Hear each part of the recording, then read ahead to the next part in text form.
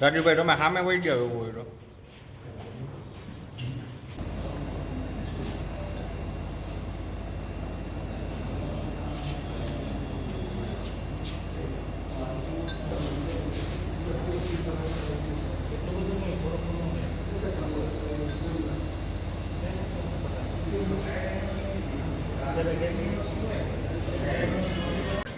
રાજકોટમાં બનેલ દુઃખદ ઘટના બાદ સરકારશ્રીની સૂચના અનુસાર અને પ્રાદેશિક કમિશનર શ્રી રાજકોટ ખાતે મળેલ આદેશ અનુસાર આજરોજ પોરબંદર નગરપાલિકા ખાતે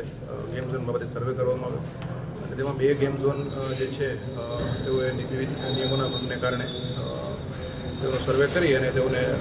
બંધ કરવા માટેની એટલે કે સીલ માર્ક કરવા માટેની કાર્યવાહી આજરોજ પોરબંદર નગરપાલિકા દ્વારા હાથ ધરવામાં આવી. સરકારશ્રીની સીધી સૂચના રાજકોટમાં જે દુઃખદ ઘટના બની એ બાદ એના કારણે સ્થાનિક તંત્રે